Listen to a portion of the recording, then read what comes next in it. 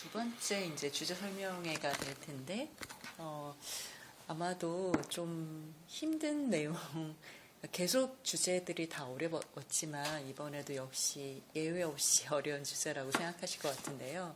한 세 가지로 내용을 좀 요약했는데 거기에 대한 해제를 먼저 말씀드리고, 그 다음에 오히려 저희가 이 해제에 가까운 내용들을 어떻게 실제로 진행을 했는지 그런 걸 좀 보여드리면, 사례로 정확하게 똑같지 않다고 하더라도 어떤 고군분투가 같이 했으면 좋을지 설명이 될 것 같습니다.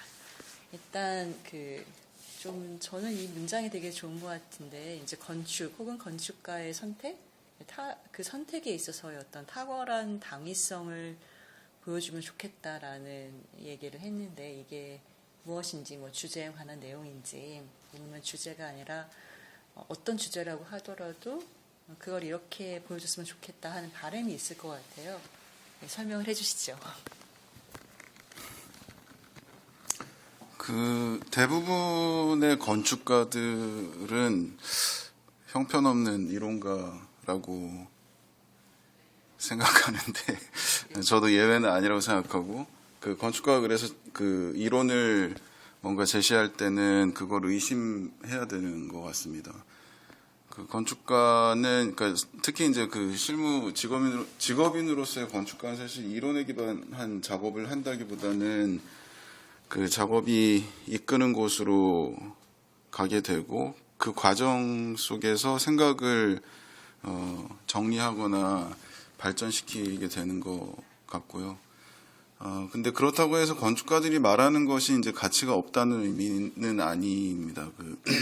건축이 외부의 힘에 절대적으로 의존하고 있기 때문에 때로는 건축을 하지 않는 사람들이 알지 못하는 일들에 대한 깊이 있는 지식을 접하게 되는 경험도 많이 하는 것 같습니다. 하지만 이제 이 외부에서 조달되는 그 전문적인 경험이라고 하는 거는 건축가들에게 어떤 인사이트와 지식을 제공하기는 하지만, 이 정작 건축가들은 스스로의 작업을 하기 위해서 그 손을 주로 사용하는 것 같습니다. 건축가들은 뭔가 비판하려고 애쓰는 같은 권력에 봉사하면서 끊임없이 이해 충돌에 처하게 되는데, 말하자면 건축가, 클라이언트, 정치인, 관련된 컨설턴트, 엔지니어, 굉장히 많은 주체들이 함께 얽혀 있어서 이 누구한테 주도권이 있는지 영원히 불명확한 세계 속에서 일을 하고 있는 것 같고요. 그래서 건축가가 어떤 작업을 할지, 어떤 것을 하지 않을지를 결정할 때는 그것에 대한 당위성이 강하게 필요하다는 생각이 들었습니다. 학생 공모전이기는 하지만 현실에서의 그 건축가의 직업 활동에 대한 어떤 리서치나 고민이나 이런 것들이 필요하다라고 하는 거고요. 그 현실 속에서 문제를 파악하고 내가 해결하고 싶은 문제 혹은 공모전에서 다루고 싶은 문제에 대한 어떤 당위성들을 설명해내야 되는 겁니다. 그래서 심사의 세 가지 전제 중에서 첫 번째, 건축가의 선택에 있어서 탁월한 당위성이 있어야 한다는 것은 저희가 예로 들었던 기후 위기나 에너지, 그다음에 전쟁, 공동체, 지역성, 개발과 보존의 어떤 대립항, 이런 것들과 같이 건축이 해결하기 어려워 보이거나 건축의 문제가 아닐 수도 있는 것을 해결하기 위해서 뭔가 활동가적인 면모를 살피라는 그런 의미는 아닙니다. 건축 외부의 문제처럼 보이는 것들이나 혹은 추상적인 삶의 문제를 다룰 것이면 그게 왜 건축의 문제인지를 우선적으로 설명을 해야 할 것 같습니다. 그게 아니라면 그것이 아닌 아주 구체적이고 물질적인 것들을 다루는 게 이제 대안이 될 수 있을 것 같고요.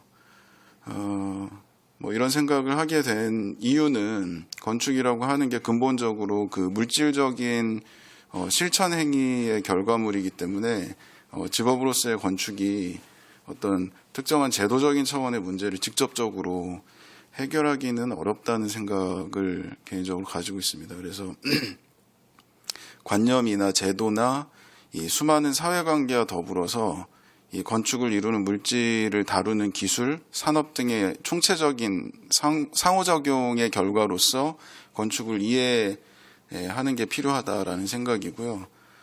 그래서 건축의 결과물이 어떤 문화적인 것이다 라고 말할 수 있으려면 적어도 이런 총체성 속에서 그 대상이 설명될 수 있어야 하지 않을까 하는 생각입니다. 그래서 다시 한번 이 거대한 담론이나 추상적인 주제를 다루지 말라는 것이 아니고, 해야 한다면은 이 건축의 물질적 기반에 관한 이야기를 빼놓고는 이 설득을 하기가 어려울 것이다라는 취지로 이해를 해주시면 좋을 것 같습니다.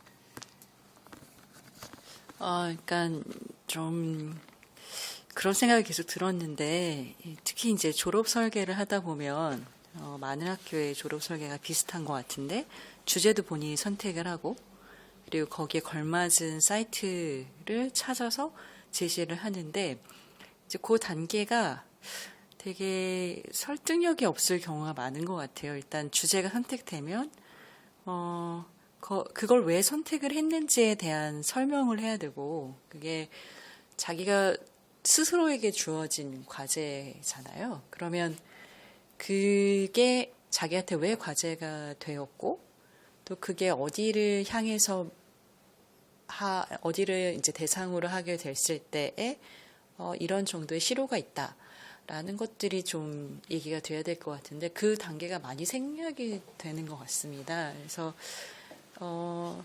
이렇게 조금 더 쉽게 제가 좀 추상 수준을 좀 낮춰서 얘기를 하면, 이 주제를 듣고 있는 저희가 이 주제가 큰 주제라고 하더라도 100만 가지가 넘는 방향성을 얘기할 수 있을 텐데, 그중에 건축이 선택할 수 있는 것은 자기 생각에 이 정도다. 기후위기를 우리가 다 해소할 수 있는 게 아닌데, 실제로 이 부분을 택했을 때 내가 할 얘기가 있을 수 있을 것 같고, 그 나라고 하는 거는 건축의 바운더리 안에서의 나이고, 그건 모든 대상지에 해당하는 것도 아니고 여기에서 가능성이 있을 것이다 라고 하는 데까지 좀 일관성 있게 얘기가 전개됐으면 좋겠다라는 생각이에요. 그래서 조금 더 편안한 말로 설명하면 좀 그럴 수 있을 것 같습니다. 그 다음에 또 두 번째로 이제 유동적인 담론의 경계, 건축의 내부와 바깥이라는 인식에 대해서도 얘기를 했는데, 이 부분 조금만 더 짚어줘야 될 것 같아요. 보통은 이 부분이 되게 혼용돼서 사용이 되거나 하고, 사실 혼용될 수밖에 없지만 어떻게 실제로 구체적인 작업을 하는 친구들한테는 막연하게 느껴질 수도 있을 것 같아요. 좀 설명을 해주면 좋을 것 같아요.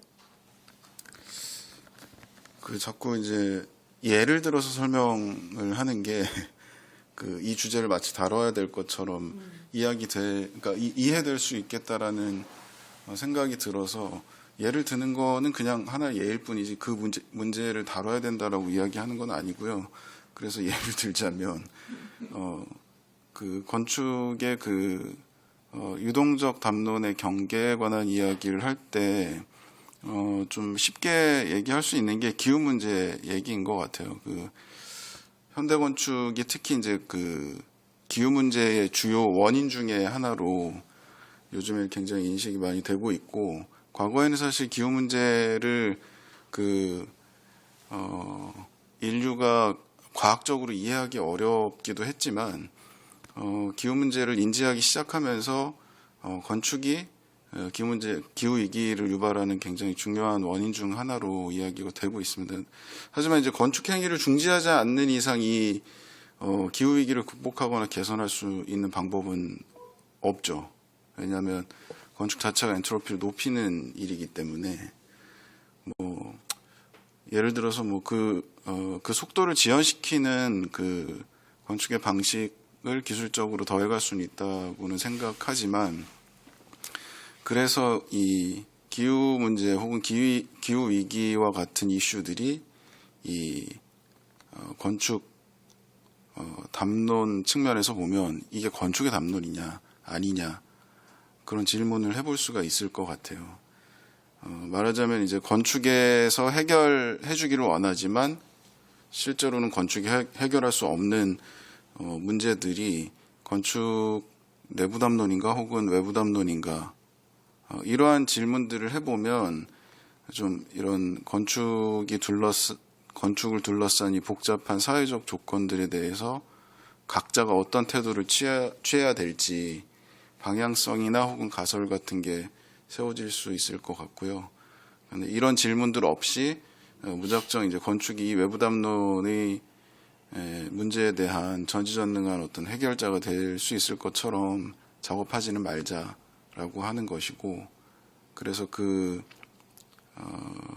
담론으로 존재하는 건축이라고 하는 게 무엇인지, 그리고 그 담론의 경계가 무엇인지, 그 경계가 있다면 그 경계 내외부 어디에서 내가 위치해서 작업을 할 것인지 이런 것들을 좀 결정해야 한다는 이야기인 것 같습니다. 여전히 추상적인가요? 네, 어떻게든지 간에 그 마스터 플래너로서의 어떤 역사적인 전통도 있었고, 또 많은 경우 우리가 다루는 범주가 사이트가 작으면 작은 대로 크면 큰 대로 또 작지만 사실 되게 많은 세상이 그 안에 레이어가 있기 때문에 그러니까 어떻게든지 간에 이 얘기들이 커질 수 있는 소지가 있는 것 같아요. 저희가 딛고 있는 그 레이어가 뭐 환경의 레이어도 있지만 사회적 레이어도 있고 또 환경이 그러니까 사회에 따라서 그 환경에 갖는 가치가 되게 다른 것 같다는 생각이 들고, 방금 말씀하신 기후위기에 관해서 얘기를 한다 하더라도 사실 건축이 이제 친환경 혹은 에너지를 절약하는 입장에서 건축을 한다고 하면 건축이 되게 꽁꽁 둘러싸는 집을 만들어야 되잖아요. 실이 돼야 되고 밀실해야 되고 외기로부터 방어해야 되는 목적으로서 이제 집을 짓는 쪽으로 많은 경우 그게 이제 솔루션이라고 얘기를 하지만,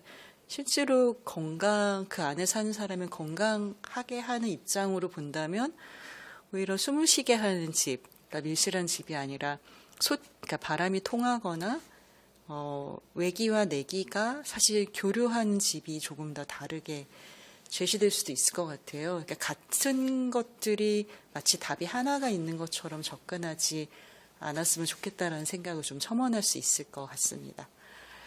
근데 이제 여기에 좀 연결을 생각해 보면은 우리가 가지고 있는 이 현실의 다양하고 되게 다차원적인 사회관계 속에서 이제 건축이 놓여 있는데, 이 건축을 저희가 어떻게 독해를 하는 거를 원하는지가 사실 저희가 이런 어려운 주제를 잡게 하는데 가장 좀 동인이 됐었던 것 같아요. 이 질문을 조금 더 설명해 주시면 어떨까요? 그 공모전 주제로 배포된 텍스트의 이제 세 번째 조건인데, 이거는 사실 실제로 그 어떤 예측할 수 없는 미래나 그 가상의 공간 같은 것들을 상정하지 말고 물리적으로 존재하는 어떤 대상지를 선정하기를 바라는 겁니다. 말 그대로. 물리적으로 존재하는 대상지는 뭐 한국이 될 수도 있고 뭐 미국이 될 수도 있지만 지구상 어딘가에 존재하는 대상지를 상정했으면 하는 바람이고요. 예를 들어서 뭐 달에다 건축 어떻게 할지 뭐 이런 것들을 보고 싶지는 않은 것 같아요. 예. 이런 주제는 아니죠. 네네.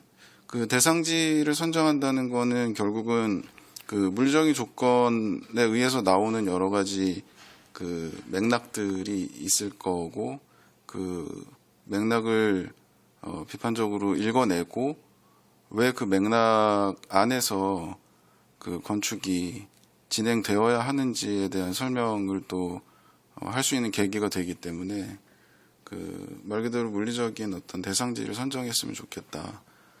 그런 취지에서 그 세 번째 전제는 이해를 해주시면 좋을 것 같습니다. 네.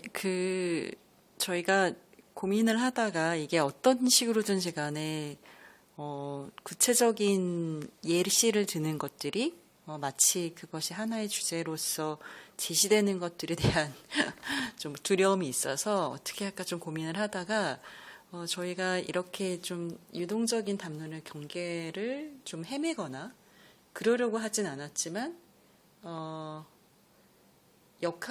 어떤 역할을 할 수 있을까, 우리가 설계하는 대상이 작지만 어떤 역할을 할 수 있을까 고민했던 프로젝트를 좀 보여주면 이게 좀 이해가 될까 싶어서 2가지 프로젝트를 좀 보여주면서 저희의 유형들, 그 안에서 유형들을 좀 보일 수 있을 것 같아요. 그래서 그런 걸 보여드리려고 합니다.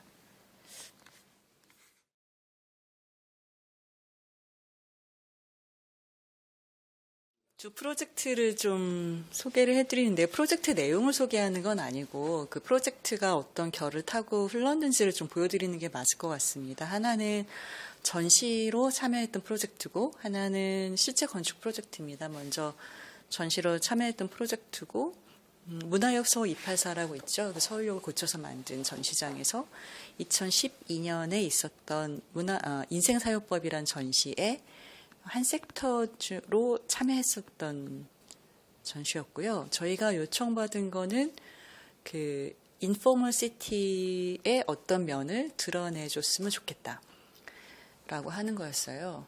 근데 보통 인포멀 시티라고 하면 이제 이런 거를 상상을 하죠. 도시에서 비공식 부문, 디자인되지 않았지만 그 사용자들이 알아서 점유하고 고쳐 쓰고 각각의 창의력을 보여주는 그런 부분을 보통 인포멀 시티라고 하는데, 이건 이게 또르다비드라고 하는 어떤 유령처럼 있었던 빌딩을 사람들이 들어가서 점유해서 각자의 집으로 사용되고 있는 장면인데요. 이게 이제 많은 경우 인포멀 시티의 대표적인 어떤 거였어요. 이것도 마찬가지로 이런 도시적인 상황의 빈 공간에 굉장히 가벼운 제스처로 들어가서 무언가를 하고 있는 이런 장면들, 이런 게 이제 인포멀 시티였는데, 조금 더 서울적인 거, 혹은 저희가 생각했을 때, 조금 더 디자인이 더 안 된 거, 이런 걸 좀 찾아봤던 것 같아요. 저희가 찾았던 게 발렛 파킹인데요. 그 당시에 저희가 신사동 가로수길의 어딘에에 사무실이 있었을 텐데, 저는 여기가 너무 재밌었어요. 그러니까 지금은 뭐 가로수길은 좀 죽고 세로수길은 아직 남아있지만 그 많은 차가 오는데 이렇게 주차가 안 되고 다 일방향 통행인데 이 사람들이 밥을 먹고 어떻게 다 가지? 약간 이상하다.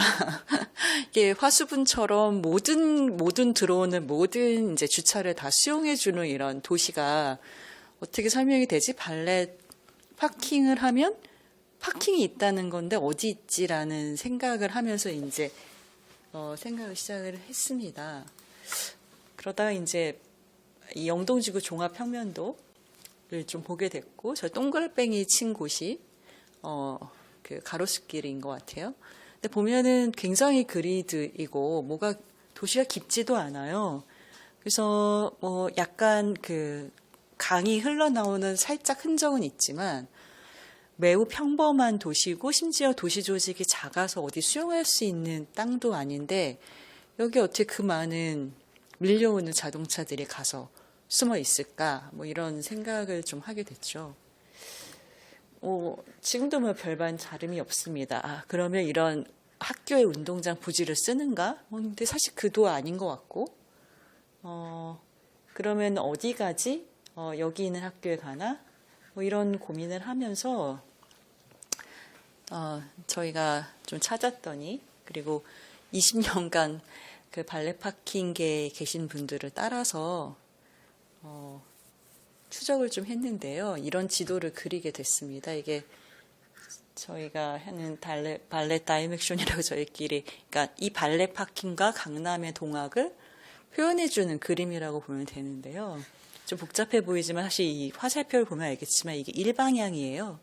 일방향이기 때문에 좋은 게 뭐냐면 양방향이 아니라서 흐름이 계속 있는 거고, 이 흐름이 있는 주차를 시간으로 돌리는 거죠. 그러니까 공간이 다 수용하지 못하니까 세 사람이 세트로 발렛을 운영을 하고 있는 거더라고요. 그래서 한국 사람들이 다행히도 식사를 빨리 하기 때문에 그 시간 동안에 한 사람은 주차를 하고 그분이 이런 동학을 따라서 돌다가 다시 돌아오면 이제 식사 끝나는 그러니까 시간이 공간을 대신하는 식으로 작동을 하는 걸 보게 되었습니다. 이게 지리학에서는 시간질이라고 얘기하는데 공간이 모든 걸 다 소화해 주지 못하고 어떤 시간과 시스템 동학들이 이걸 소요해 주는 걸 알게 되었고요.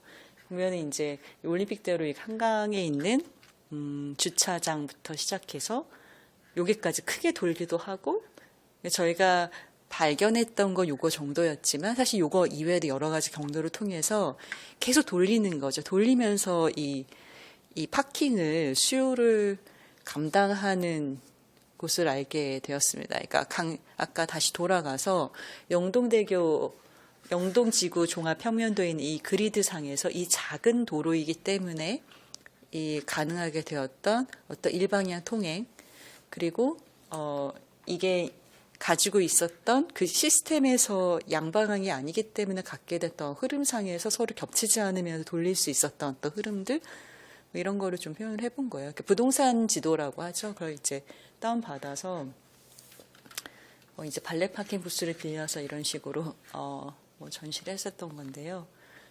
이런 장면들은 저희가 발렛 파킹을 따라서 이제 어떻게 도시가 보여지는지 보여줬었던 그런 거였습니다. 그러니까 인포멀리티, 그러니까 비공식성이라고 하지만 사실 이 비공식성이라고 하는 게 공식적인 강남의 도시를 작동하게 되는 동학이라는 생각이 들었고 이게 이런 작은 그리드와 그리고 일방향과 그리고 갑자기 주거지가 상업화되면서 나오게 됐던 어떤 흐름들 이런 것들이 같이 소화하게 되는 동학들을 좀 알게 되었던 것 같아요. 저는 굉장히 좀 즐거웠었고 너무 재밌었던 거 이게 그러니까 문화역 서울역 앞에다가 빌려서 설치하고 다시 돌렸는데 사람들이 전시장인 줄 모르더라고요.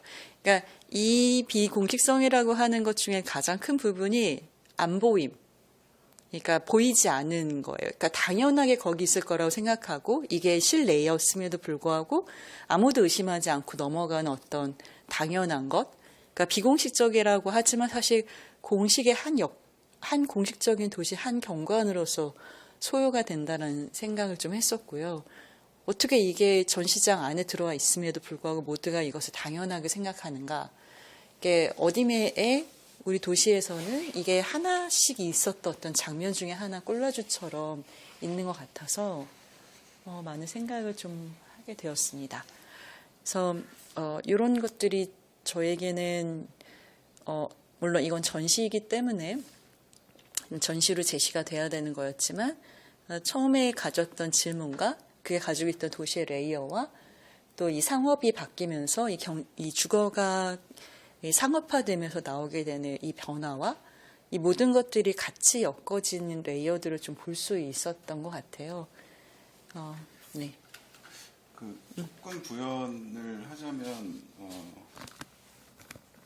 조금 부연을 하자면 이 전시에서 주어진 주제가 도시의 그 인포멀리티를 발견했으면 좋겠다라고 하는 것이었는데 뭐 저희는 건축가이기 때문에 아까 주제문에 대한 부연 설명에서도 이야기했지만 이 건축이라고 하는 게 존재하는 방식은 늘 물질적인 방식으로 존재를 하는 거고 도시계획도 사실 마찬가지인 거죠. 근데 저 영동지구를 개발할 당시에 저 가로수길은 그 가로수길이 한창 붐업될 때 사람들이 방문할 수 있는 어떤 그 단위 시간당의 그 방문 수요량, 교통량 이런 것들 예측하지 못한 상태로 그 도시계획이 만들어졌고 그 안에 들어가 있는 건축물들도 사실 그런 과몰입되는 어떤 도시적 상황을 예측하지 못하는 그런 물질적 조건이었던 것 같아요. 그래서 최종적으로 저희가 이 전시에서 그렸던 그 블록을 순환하는 발렛 파킹이라고 하는 이 주차를 계속해서 유동적으로 흐르게 만드는 이 보이지 않는 시스템 그리고 힘 이런 것들이 도시와 건축이 가지지 못했던 그 물리적 조건을 대체하는 그러니까 상황이었다라고 하는 것을 발견하는 데 좀 의미가 있었고 그걸 보여주는 아주 상징적인 팻 아키텍처로서 이제 발리 파킹 부스를 전시했던 겁니다. 그래서 이 프로젝트는 건축이나 도시가 물질적으로 존재해야 하지만 사실 제 기능을 하지 못할 때 아까 이제 강 소장님이 얘기했던 그 시간지리의 형태로 이 도시를 사용하는 그런 패턴들 그런 것들 발견했던 것 그러니까 제대로 된 물질적 조건의 부재 이런 것들을 고민해봤던 그런 계기였던 것 같습니다. 네, 조금 더 부연하자면 사실 요 그룹으로 노란색으로 묶인 게 그 발렛이 하나 운영되는 한 시스템이거든요. 그러니까 하나의 가게에서 운영하는 게 아니라 이 블럭 안에서 이런 모서리들에 언제나 발렛 파킹 부스가 있어요. 그러니까 하나로 엮어져 있기 때문에 그 시스템들을 좀 볼 수가 있었습니다. 어쨌든 이게 아무데나 있는 게 아니라는 것들이 좀 생각이 들었고 이 부스가 담당하고 있는 영역이 이제 사실 굉장히 크게 있다라고 하는 생각도 하게 되었고, 그게 그래서 건축에서 무슨 역할을 할 거냐라고 했을 때 저희가 이렇게 살고 있는 이 가로수길에 대해서 사실 주차적 재원도 할 수 있고 여러 가지 할 수 있겠지만, 더 많은 이해가 됐었던 그런 계기가 됐던 것 같습니다.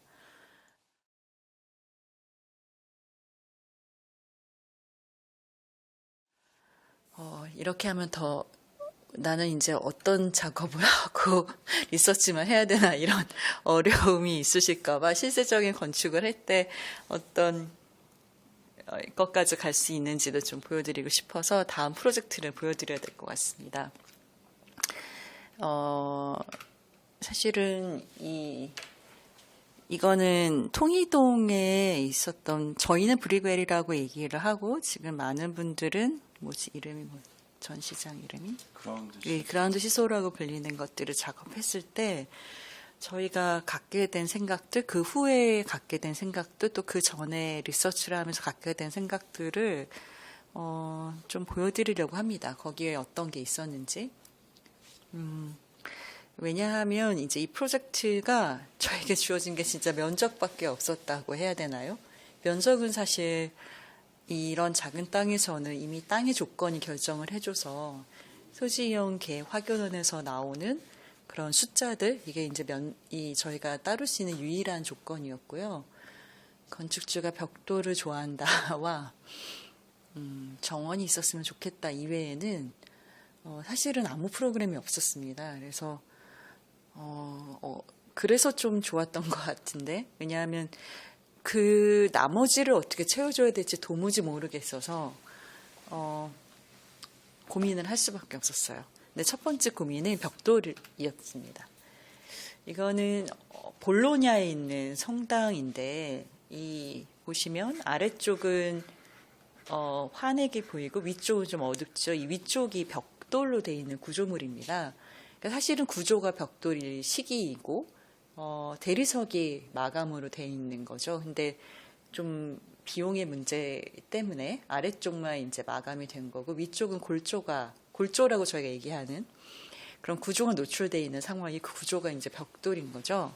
근데 이렇게 단단하고 구조적 역할을 하고 있었던 벽돌이 지금 한국에서는 어떤 의미가 있는가라는 생각을 하게 됐어요. 저희가 이제 벽돌을 구조로 사용하지 않잖아요.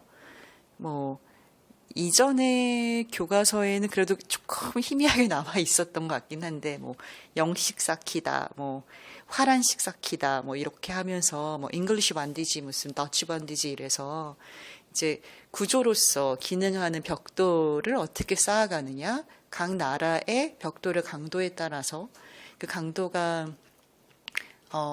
어떤 식으로 쌓기를 통해서 얻어지는지 이런 얘기가 나오기도 했었고 그런데 지금 벽돌이 그런가라는 질문을 좀 하게 됐어요. 그러니까 벽돌은 지금은 모두가 다 치장 쌓기라고 하는 1.0B, 즉 한 장을 다 쓰지도 않고 0.5B, 그러니까 반장으로만 쌓이는 되게 얇은 두께를 가진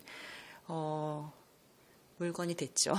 그러니까 그런 그 치장제가 됐는데 얘를 그러면 이런 거를 계속 쌓아야 되는가라는 질문을 좀 하기 시작을 했습니다. 그래서 안 쌓자, 쌓지 말자라는 방법을 좀 고민을 하게 됐어요.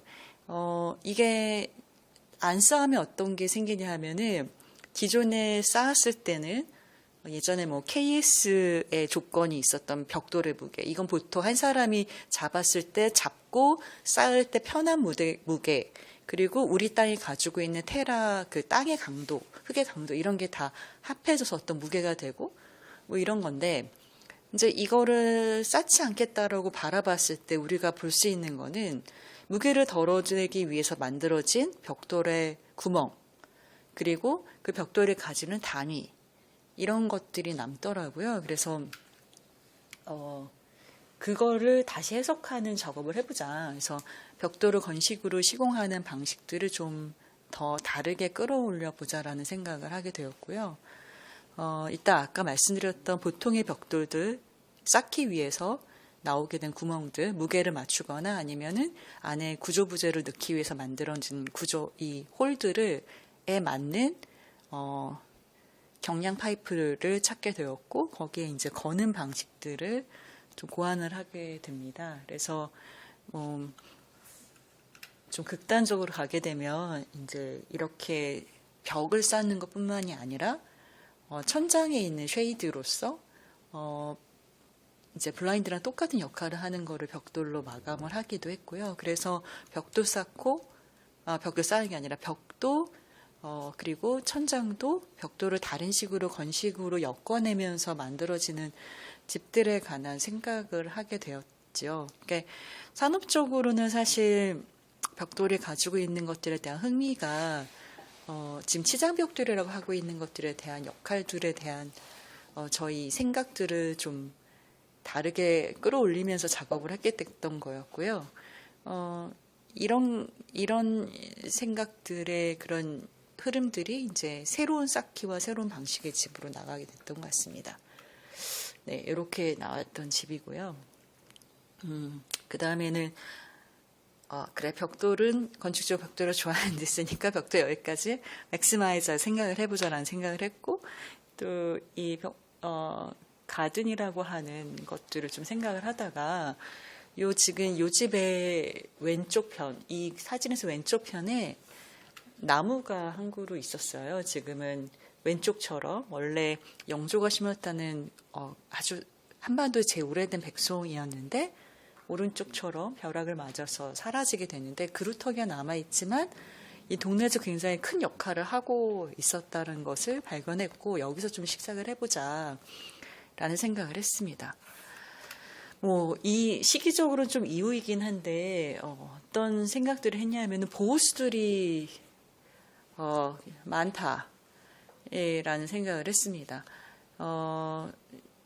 왜냐하면 사실은 한반도의 대부분이 70%가 산이고, 또 그게 산이 어디서부터 평지 이렇게 끊기는 게 아니잖아요. 근데 그렇게 밀고 난 다음에도 이런 나무들만은 계속 자리 잡아서 도시에서 좀 근건하게 있더라고요. 이거는 도시 이전부터 있었는데 차마 없애지 못해서라든지 아니면 존중을 해서 남아있는, 이게 존중된 모습인지 모르겠지만 남아있는 모습으로 도시에 이렇게 서 있는 거죠. 도로 한복판에 서 있기도 하고, 다행히도 이제 코너에 어느 정도 제 몫을 갖기도 하고,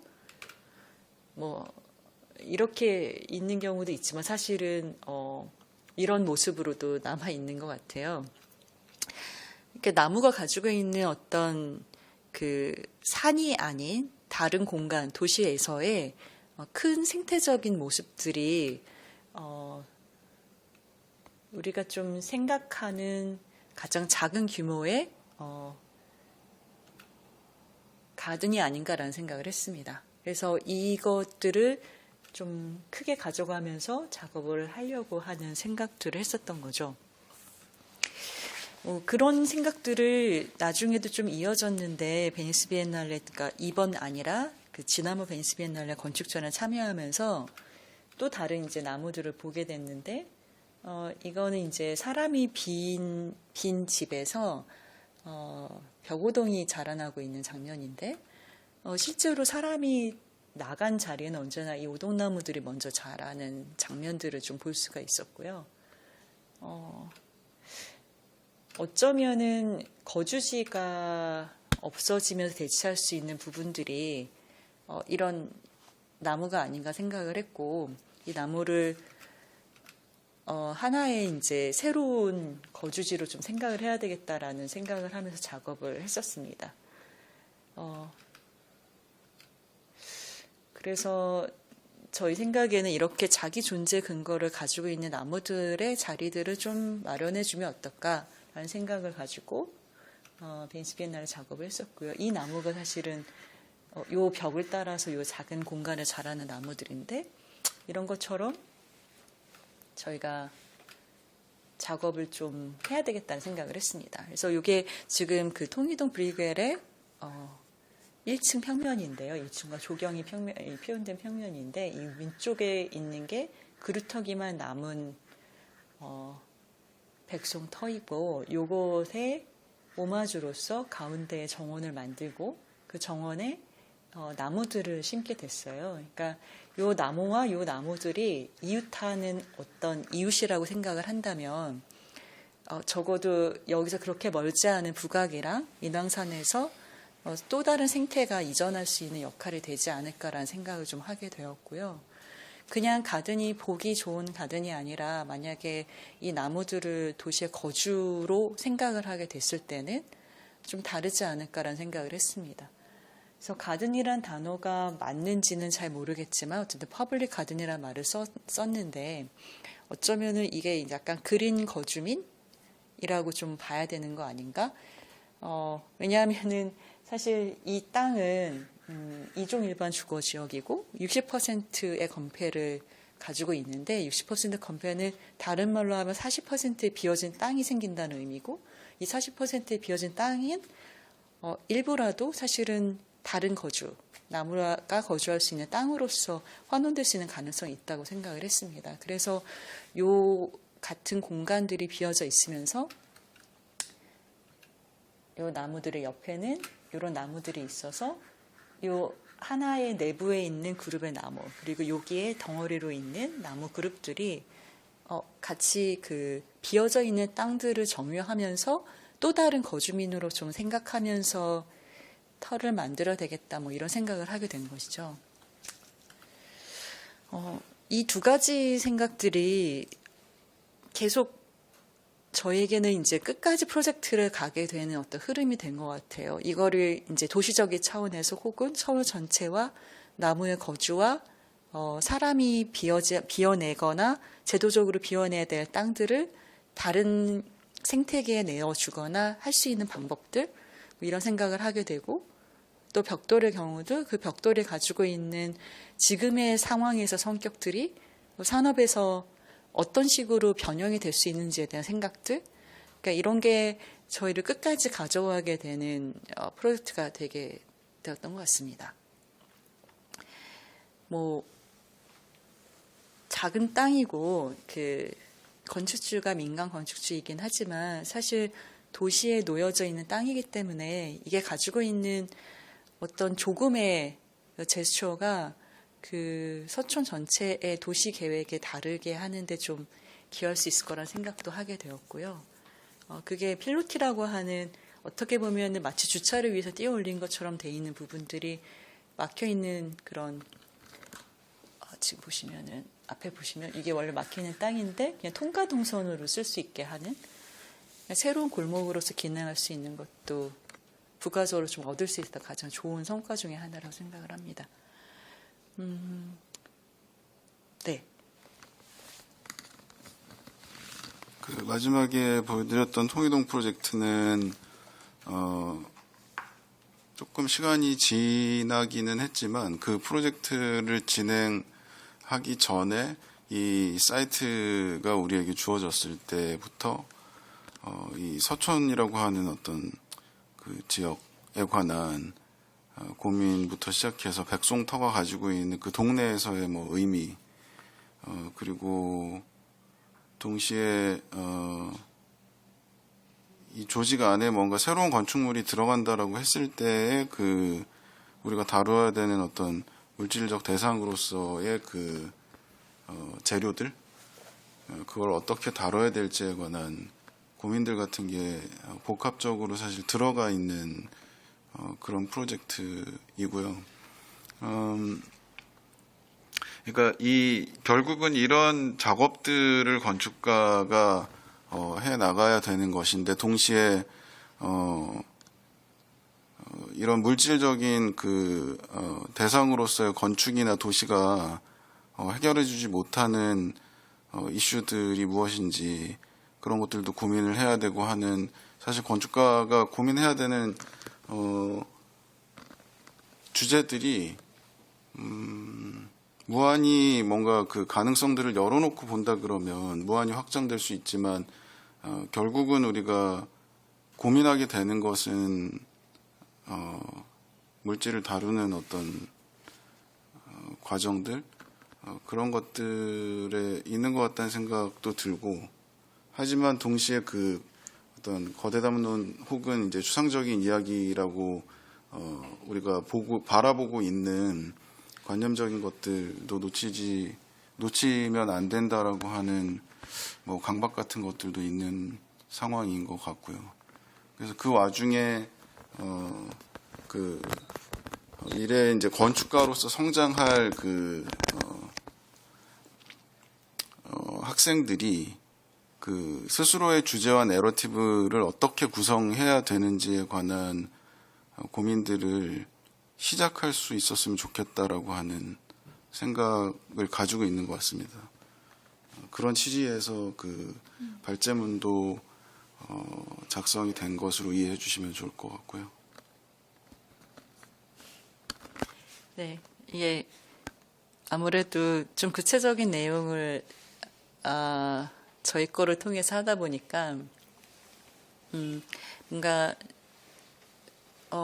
작은 얘기처럼 느껴질 수도 있을 것 같고, 어쩌면 좀 큰 얘기처럼 느껴질 수 있을 것 같기도 한데, 사실 굉장히 작은 땅인데, 작은 땅처럼 계속 바라보면 계속 작은 땅이 돼버리고, 이게 작은 땅이지만 작은 땅에서 큰 얘기를 찾게 된다면 되게 큰 얘기가 찾아진다고 생각을 하거든요. 발렛 다이렉션이라고 하는 발렛 파킹 부스, 혹은 이 작은 그러니까 이종 일반 주거 지역에 있는 내부에 있는 작은 땅인데, 그것이 가지고 있는 켜들을 계속 탐구를 할 수밖에 없었고, 실제적으로도 사실은 저희가 실제 프로젝트에서도 이런 종류의 탐구가 디자인의 하나의 스스로의 디자인의 어떤 요건으로서 오는 과정들과도 연속이 되는 것 같습니다. 그래서 뭐 그런 부분들을 좀 보면서 얘기를 하면 좋을 것 같고요. 도움이 됐으면 좋겠습니다.